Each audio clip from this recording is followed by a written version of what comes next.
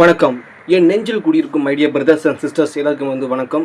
அதாவது இப்போ ஒரு ஒரு டிபேட்டில் ஒரு விஷயம் ஷேர் பண்ணுறாங்க. அதாவது அங்குள்ள என்னன்னு பார்த்தீங்கன்னா, ஒரு முக்கியமானதுன்னு சொன்னேன்னா, அஜித் தோவல் தெரியும். அதாவது அஜித் தோவல் ஒரு முக்கியமானது தெரியுங்களா? இவர் என்ன சொல்கிறாருன்னா, அதாவது பிஜேபி இந்த ஆட்சியில் புல்வாமா தாக்குதலாக இருக்கட்டும், பகல்காம் தாக்குதலாக இருக்கட்டும், இன்னும் பல தாக்குதல் இருக்குங்களா? இதில் அவங்க சரியாக இந்த பிரச்சனையை முடிக்கலை. இதை அஜித் தோவல் தவறு விட்டார் அப்படின்னு சொல்கிறாரு. இது மட்டும் இல்லை, 500-700 ஆண்டுகளுக்கு முன்பு இது பழிவாங்க இருக்காங்க சரிங்களா? அதாவது இந்த மத ரீதியாகட்டும், மொழி ரீதியாகட்டும், ஸோ இது ஹிந்தி திணிப்பாக இருக்கட்டும். இப்போ ரீசெண்டாக கூட ரிலீஸ் ஆன பராசக்தி படத்துக்கு இந்த படம் முழுக்க ஒரு இந்தி எதிர்ப்பு, அதாவது இந்தி திணிப்புக்கு எதிரான உள்ள ஒரு கதை. நம்ம எல்லாருமே பார்க்க வேண்டிய ஒரு படம். கண்டிப்பாக அது எல்லாருமே தெரியும்.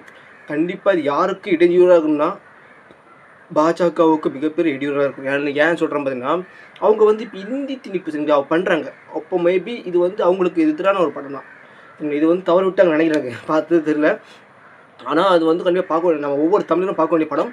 சரி, இப்போ இருக்கணும். இதை இப்போ ஹோல்டில் வச்சுட்டு சொல்கிறேன். அதாவது இந்த பாஜக ஆட்சியில் கல்வி மேம்பாடு இந்த மாதிரி விஷயங்கள் இருக்குல்ல, சைனாவை விட, அதாவது சைனா செலவு பண்ணதை விட இவங்க ஒன்றும் பண்ணலை அப்படின்னும் ஒரு மிகப்பெரிய ஸ்டேட்மெண்ட்டு வைக்கிறாங்க. இது இன்றைக்கி நம்ம பேசும் பொருளாக யோசிக்க வேண்டிய இருக்குது. உண்மை தானே? அதாவது நம்மளோட பாஜக அரசாக இருக்கட்டும், அவங்க என்ன விஷயம் பண்ணுறாங்க? ஏதாவது ஒரு முக்கியமான விஷயம் இருக்கா? இல்லை. ஏன் இதுக்கு காரணம் என்னங்கிற எல்லாமே காரணம் மக்கள் கேட்கணும். இப்போ என்ன, இந்த இடி அமலாக்கத்துறை ஒவ்வொரு வீட்டிலும் ஏவி விடுறாங்க. அது இப்போ எல்லாருமே எல்லா பின்னம்பிகளோட முக்கியமான அரசியல் தலைவர்கள் போராட்டம் நடத்துகிறாங்க டெல்லியில். சரிங்களா? டெல்லியில் இருக்கிற மேற்கு வங்கத்தில் இருக்கிறோம். மேற்கு வங்கத்தில் மம்தா பானர்ஜி போராட்டம் நடத்துகிறாங்க. அப்புறம் மகுவா மைத்ரா போராட்டம் நடத்துகிறாங்க. அப்புறம் கபில் சிபல் முக்கியமான தலைவர்கள் எல்லாம் போராட்டம் நடத்துறாங்க. ராகுல் காந்தி போராட்டம் நடத்துறாரு. ஸோ நம்ம என்ன பண்ணிட்டு இருக்கோம், நம்ம இன்னைக்கு பிக் பாஸில் அவர் போயிட்டார், இவர் போயிட்டார், இந்த தான் நடந்து இப்போ பண்ணிட்டு இருக்குது. இன்றைக்கி நம்ம டிவிக்கு தலைவர் விஜய் கூப்பிட்டு அமலாக்க, அதாவது சிபிஐயில் இன்வெஸ்டிகேஷன் பண்ணுறாங்க. முக்கியமாக அந்த கரூர் நடந்த விஷயத்தை வச்சியும், அந்த வண்டியை வச்சியும், இதுக்கு நடந்த பிரச்சனை வச்சு எல்லாமே விசாரிக்க போகிறாங்க. ஸோ என்ன நடக்கும் தெரியல. ஏன்னா பாஜக விஜய் இன்றைக்கி ஒரு மிகப்பெரிய ஒரு பிளான் போயிட்டு இருக்கு. ஏன்னா விஜய் மூலமாக இந்தியாவை தமிழ்நாட்டை கைப்பற்றலாம் ஒரு மிகப்பெரிய ஒரு கொள்கையோடு தான் செயல்படுகிறது. அவங்களோட அஜெண்டாவும் அதுதான்.